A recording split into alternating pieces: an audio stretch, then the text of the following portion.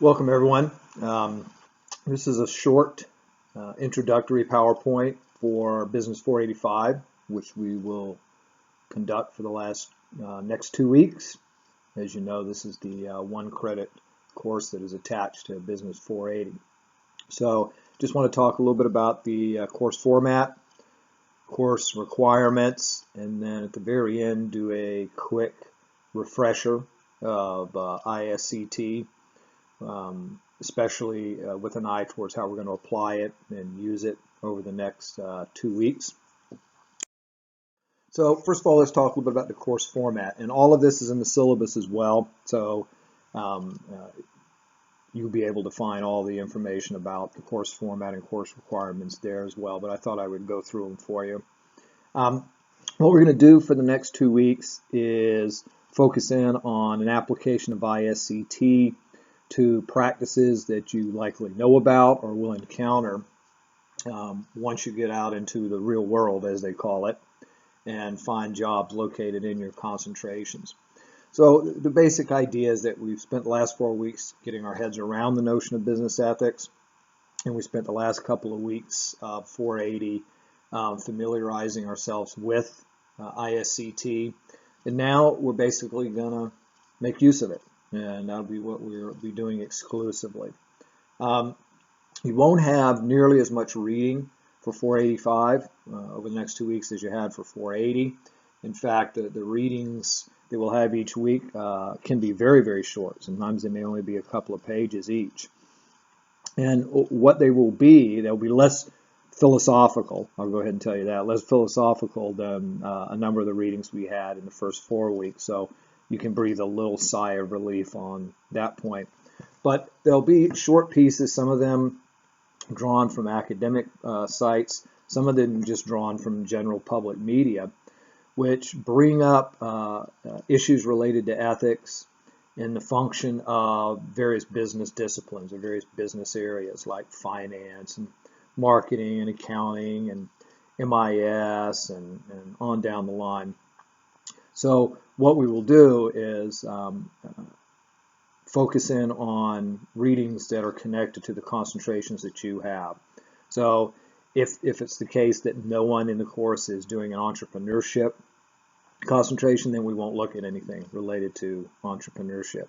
So the readings that we will look at will be tied to the concentrations that you folks have. And this will be important when we start our discussion board work on Monday for a couple of reasons. One, we will be looking especially towards those of you who have concentrations related to the readings that we're looking at the time. So for example, if we started Monday and Tuesday with a piece on some issue in accounting ethics, we would be especially looking to those of you who are accounting majors to kind of drive that discussion. And we'll let you know that. So when we post some readings, you'll probably get emails from us saying, you know, since you've got a concentration in accounting and we're going to be looking at this right off the bat, we would really like you to sort of drive the discussion and be very active in it.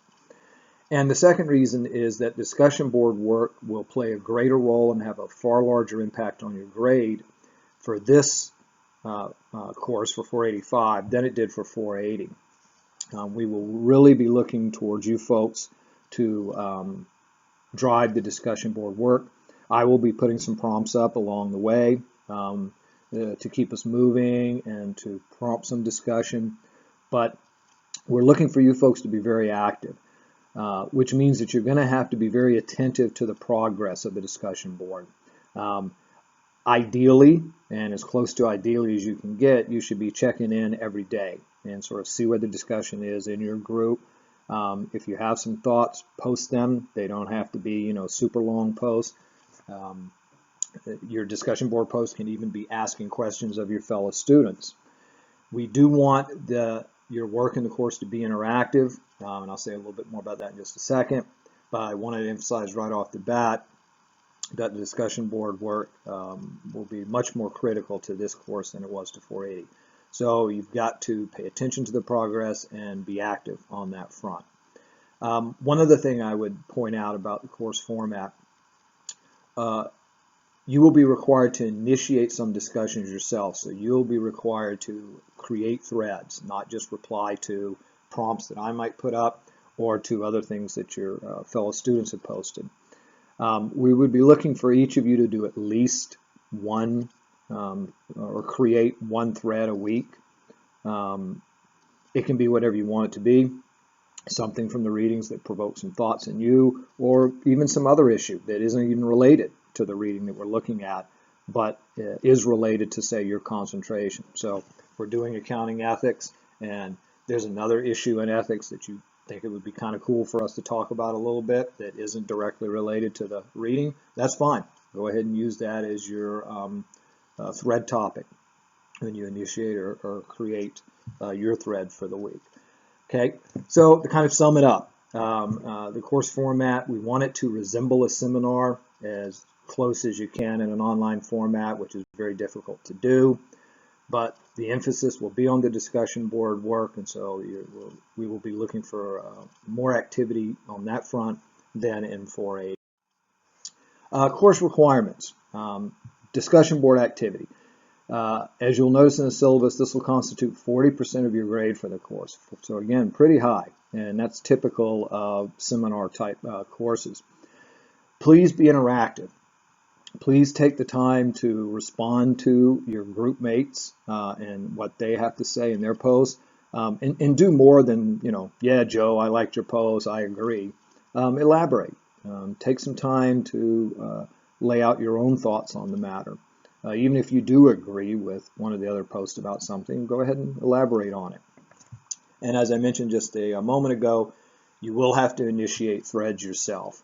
When you create a thread, these threads that you're going to initiate of discussion, we're not looking for you to just present something from the reading. We're looking for you to give us your thoughts on something and ask a question or two that your group mates can respond to as a way of spurring the interaction. So really focus on those two things. Make sure you get your thread started, and don't do it late in the week. Don't wait till Saturday to create your thread, which gives the group a little time to comment on them. Try to do them early in the week. Even if you haven't gotten to all the readings, but hey, there's some issue related to your concentration that's always been bugging you, keeping you up at night, go ahead and post that. Do it early in the week so that we have, as a group, as much time as possible to engage in some interactive discussion on that. The only written requirement for the course will be a course paper, and this will be 60% of your grade. As you'll notice in the syllabus, and this is just the best guess that we can make about page length, given what we would like you to do in the paper. The papers will probably be around 5 pages. The syllabus, and I'll talk about it a little bit in just a second, describes what we're looking for in the paper so that you can actually get started on this paper as soon as possible. And we advise that you do that. Basically, what you're going to be doing in the paper is just mimicking what we're doing in the discussion board work. It's just your chance to put it in writing and to focus in on some particular matters of concern for you. So you're going to be applying ISCT thinking to some concentration practices. So you're going to, given what you know about what occurs in your concentrations, be it finance or marketing or HR or MIS or supply chain management, whatever it is, what you know about how your discipline is practiced out there in the world, you're going to look to that to try to identify 2 practices that are common for the exercise and the work of your discipline. So that'll be the first thing you do, and you should already start thinking about that. What are some practices that are common out there? What, people who work in MIS, what are some common practices that they engage in? Financial advisors, what are some common practices they engage in? Marketers, on down the line. So start thinking about that. We're assuming that you are reasonably familiar through your coursework, probably through internships that you've engaged in, or just your knowledge of the field that you've chosen, kind of what goes on out there. You could describe some of the practices that will follow. We'll be looking for you to describe 2 such practices. And also, as part of that, to describe what the embedded authentic norms are. So let me say a little bit about that. We're not looking for you to focus on or to analyze or work with some one-off events. So don't think about events. We're not looking for you to say, well, Enron, and then talk about that. What you can do, however, is if some of the practices that the folks involved in the Enron debacle engaged in are indeed common practices, not just rare occurrences, deviations from accepted practices, but that is commonly done, then you can focus on that. So we're looking for practices, not events. So you're not doing a case study in this paper, as it were. Now, when you think about practices that folks who are practitioners of your concentration engage in, what you will find is that those practices also have, borrowing from ISCT, embedded authentic norms in them.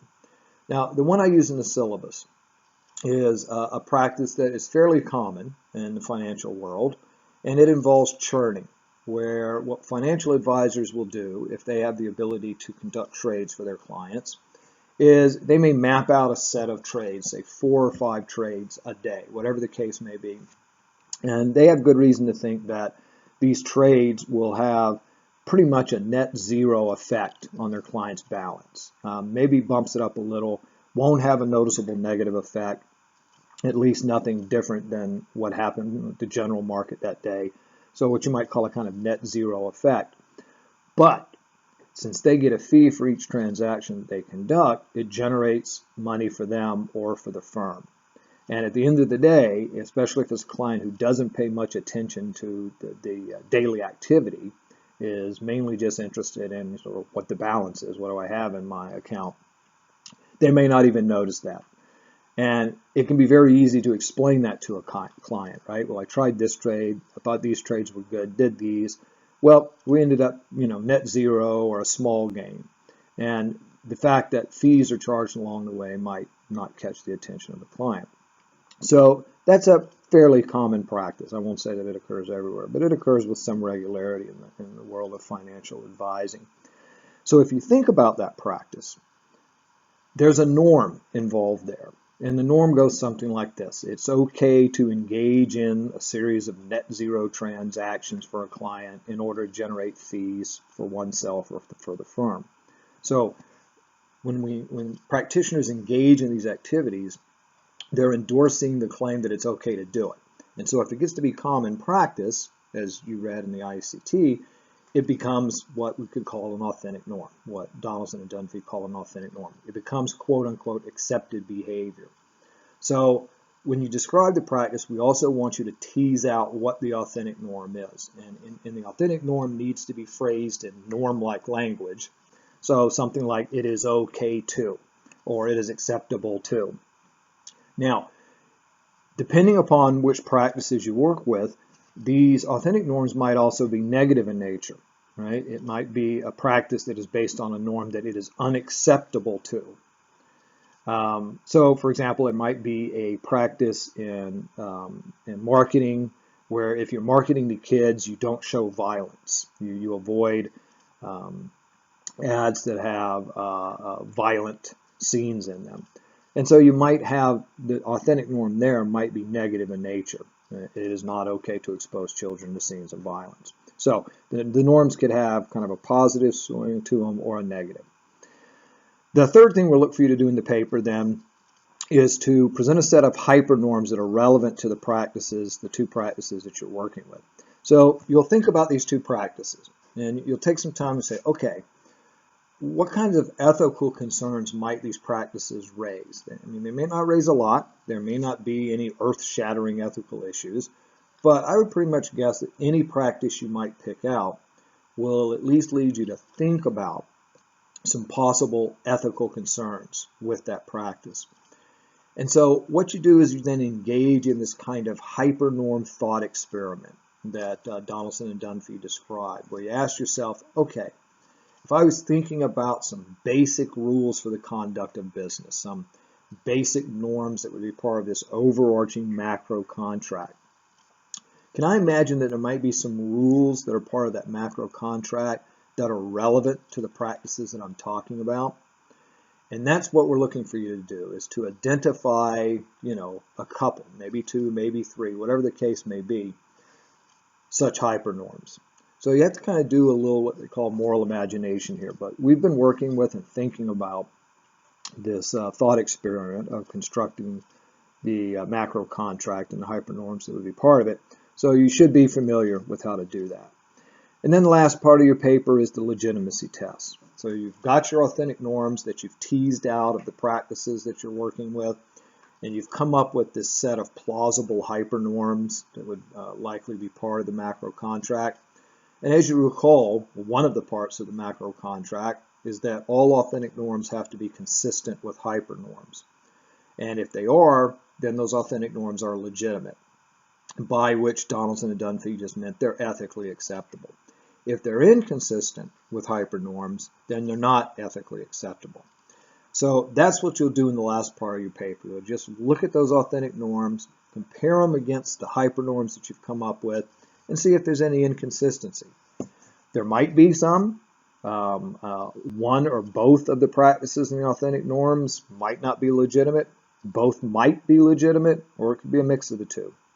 When picking out the practices that you're going to analyze in your paper, don't try to think ahead of time and deliberately come up with practices that you think will be inconsistent with some hypernorms and hence ethically illegitimate. Just come up with the practices. Don't worry in that part of the paper whether they're going to be ethical or not. Just come up with them and then do the test. As I mentioned just a moment ago, could be that there's nothing ethically suspect about the practices and the embedded authentic norms that you're working with. So that's what we're looking for in the paper. So hopefully that adds up to 100%. 40% of you grade with discussion board activity and 60% with the paper. And of course, as you start working on the paper, and please start working on that as early as possible, you can contact myself or Professor Lighthouser about questions, and we will get back to you. We won't look at rough drafts, but you can send us, say, like a paragraph where you say, okay, here's the practice I'm thinking about, and here's how I'm going to go about describing it.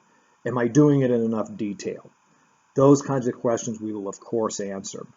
So please take advantage of that opportunity over the next couple of weeks. Okay, so that's the course requirements and the course format. Please, of course, have a look at the syllabus. If you have any other questions, you know the routine. Contact us and we'll hopefully be able to answer them and clear up any misunderstandings. So what I want to do to finish up this little introductory PowerPoint is to do a little ISCT refresher, especially a refresher for us on how to apply it. Now, we've been working with it, but I want to just make sure that when it comes to sort of the pragmatics of using it and less concern for the philosophical basis of it, you kind of know how to do it. Because the claim and the idea we've been working with in 480 and now leading into 485 and around which the pair of courses are built is that this integrative social contracts theory is not just a kind of philosophical account of business ethics, but that it's something that everyday individuals who are engaged in the practice of business disciplines can use to make decisions. So this is the application part. So here's how to think about going through it. What you're going to be doing, and again, you can do it in your paper, but suppose that you're involved, you're a financial advisor, or you're running a marketing team, or you're the head HR person in a large firm, whatever the case may be. What you're going to be attentive to are the actual practices that you and your compadres engage in. So if you're in finance or marketing or HR management, what ISCT asks you to do is to be able to identify and be attentive to the various practices that seem to make up your work in finance, that make up your work in marketing. What is it that finance people do? What are some of the practices they engage in? What are some of the habits that they have? What are some functions within an organization that, say, the HR department seems to have, and some general rules, even if they're not laws or written down anywhere, that directors of personnel engage in? Those are the kinds of things that ISCT asks you to be attentive to, and to not accept the existence of those practices as being self-justifying from an ethical perspective. When you encounter these practices in your work world, after you finish up at GU or as you're working on your paper, always be attentive to the norms that are lying underneath those practices. As I mentioned in talking about the paper just in the previous slide, all business practices have some kind of norm underneath them, some idea or belief or commitment that something is either okay or not okay, and hence the practice is either allowed or not engaged in. You don't have to worry so much about establishing the 51% threshold. If you remember in the reading on ISCT, one of the requirements for a norm to be an authentic norm is that the majority of people engaged in the practice or members of that local business or economic community accept it as a norm. Well, establishing that you've got 51 or you've only got 47%, that's difficult to do, and it really doesn't matter. All you really need to be able to do for authentic norms is to describe them as common. That they're recognized, that maybe it is the case that less than half of those who are engaged in that local business or economic community treat it as a norm, but nonetheless a substantial number do, and that there are practices that are present that you can point at, that you're familiar with, that are built around those norms. A third thing that you do is you always check to make sure that participation in the practice is voluntary. We all know that individuals can go along with behavior, can act as if they accept a norm, when maybe they don't. They might be coerced or pressured in various ways to do that, even though they don't in fact believe that that is a norm of behavior that ought to be followed. So one of the first things you're always going to want to do is make sure that the participation in practice is voluntary. You hear this a lot in business, that if you don't go along with generally accepted practices, you'll lose out in the game of business. You won't be successful. Your business will go under, et cetera, et cetera. So in the world of business, you may find lots of individuals who accept certain authentic norms, not in a voluntary way. And in fact, they do it out of a sense of coercion or survival. So we always want to be on the lookout for that. Another thing to do when thinking about ISCT and how to use it is to be able to distill concerns about the impact of that practice on those involved and affected. This is a key part of sort of sensitizing yourself to how these practices and the authentic norms that are part of them might be consistent or inconsistent with hypernorms or sort of background assumptions about ethics in business. So you should always be attentive, not just in the writing of your paper, but later on in your long and successful careers, about the impact of the practices that different business disciplines are engaged in on those involved and affected. I mean, you can think about the mortgage crisis and the financial fallout from that as an example of this, perhaps a failure to or a willful ignorance of the impacts that these practices, securitizing mortgages, for example, would have. Then there's the hypernorm thought experiment, which I've said a lot about, where you imagine what basic rules would be relevant to the authentic norms under consideration. And our hope is that when you leave this class and you graduate from GU 5, 10, 15, 20 years from now, you're, again, hugely successful in your career, that this thought experiment where you're thinking about the macro contract and what are the basic rules of the game, the basic value commitments that make business an acceptable practice to engage in, that you're always concerned about those. And then, of course, the test for consistency with the hypernorms. This is that legitimacy test, using the language of Donaldson and Dunphy.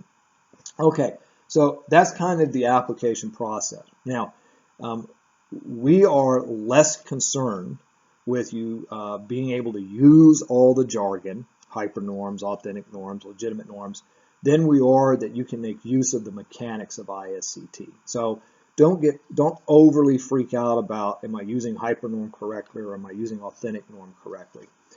As long as you're kind of going through this process, we could care less about the actual language or jargon that you use.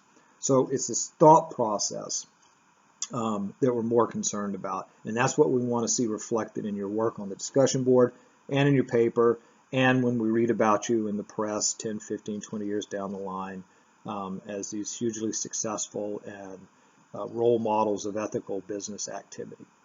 Okay, so there you go. Hopefully that'll get you started and give you a general overview of the course format and what we're going to be up to. Okay, dokes.